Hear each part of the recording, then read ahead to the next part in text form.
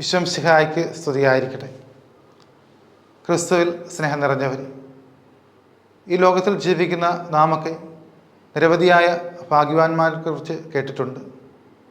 വലിയ സമ്മാന തുകകൾ ലോട്ടറി അടിക്കുന്നവരെക്കുറിച്ചും കായിക ബിസിനസ് മേഖലകളിൽ വലിയ നേട്ടങ്ങൾ കൈവരിച്ചവരെക്കുറിച്ചുമൊക്കെ നാം ഇപ്രകാരം പറയാറുണ്ട്: വലിയ ഭാഗ്യവാന്മാരാണ് അവരൊക്കെ എന്ന്.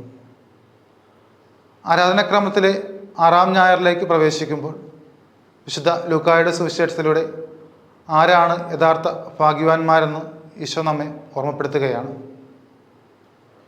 പുറപ്പാടിൻ്റെ പുസ്തകത്തിൽ മലയിൽ നിന്ന് ഇറങ്ങി വരുന്ന മോശ ഇസ്രായേൽ ജനത്തിന് കൽപ്പനകളും പ്രമാണങ്ങളും നിയമങ്ങളും നൽകുകയാണ്. വിശ്വാസത്തോടും വിശുദ്ധിയോടും കൂടി ദൈവത്തെ സ്നേഹിക്കുവാനുള്ള ഓർമ്മപ്പെടുത്തലാണ് മോശ നൽകുക. തന്നോടൊപ്പമായിരിക്കുന്ന ജനത്തിനും തൻ്റെ കൂടെ കടന്നു വരുന്ന ശിഷ്യന്മാർക്കുമാണ് ഈശോ ഇന്ന് സുവിശേഷ ഭാഗ്യങ്ങൾ വെളിപ്പെടുത്തി നൽകുക. ദരിദ്രരെ, നിങ്ങൾ ഭാഗ്യവാന്മാർ, എന്തെന്നാൽ ദൈവരാജ്യം നിങ്ങളുടേതാണ്. ഇപ്പോൾ വിശപ്പ് സഹിക്കുന്നവരെ, നിങ്ങൾ ഭാഗ്യവാന്മാർ, എന്തെന്നാൽ നിങ്ങൾ സംതൃപ്തരാക്കപ്പെടും. ഇപ്പോൾ കരയുന്നവരെ, നിങ്ങൾ ഭാഗ്യവാന്മാർ, എന്തെന്നാൽ നിങ്ങൾ ആശ്വസിപ്പിക്കപ്പെടും.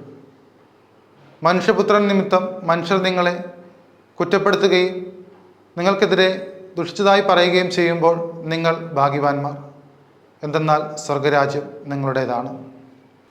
ഒരു യഥാർത്ഥ ക്രിസ്തു ശിഷ്യൻ തൻ്റെ ജീവിതത്തിൽ കടന്നു പോകുന്ന നിരവധിയായ സന്ദർഭങ്ങളെക്കുറിച്ചാണ് ഈശോ ഇന്ന് സുവിശേഷത്തിലൂടെ നമ്മെ ഓർമ്മപ്പെടുത്തുക.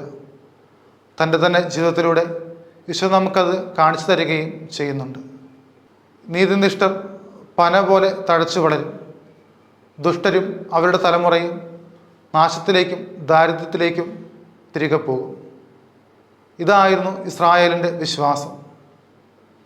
യുദ്ധങ്ങളും വിപ്രവാസവും പട്ടിണിയും രോഗങ്ങളുമൊക്കെ ഇസ്രായേൽ ജനത്തെയും ദാരിദ്ര്യത്തിലേക്ക് തള്ളിവിടുന്നുണ്ട്.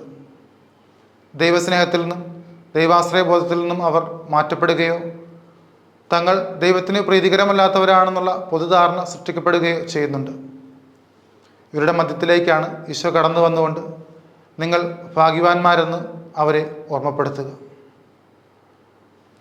ലൂക്കായുടെ സുവിശേഷം 11-ാം അധ്യായം 28-ാം വാക്യം ഇപ്രകാരം നമ്മെ ഓർമ്മപ്പെടുത്തുന്നുണ്ട്: ദൈവവചനം കേട്ട് അത് പാലിക്കുന്നവർ കൂടുതൽ ഭാഗ്യവാന്മാർ.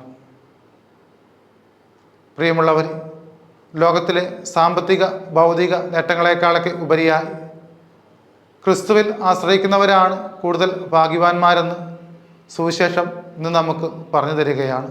ഇന്നത്തെ 1-ാം വായനയിൽ ജെറമിയ പ്രവാചകന്റെ പുസ്തകത്തിൽ നാം ഇപ്രകാരം വായിക്കുന്നുണ്ട്: നീതിമാന്റെ പ്രത്യാശ കർത്താവിലാണ്, അവൻ ആറ്റുതീരത്ത് നട്ട മരം പോലെയാണ്, അതിൻ്റെ വേരുകൾ വെള്ളത്തിലേക്ക് ആഴ്ന്നിറങ്ങിയിരിക്കുന്നു, അത് വേനലിലും ഫലം പുറപ്പെടുവിക്കുന്നു, അതിൻ്റെ ഇലകൾ പച്ചയാണ്.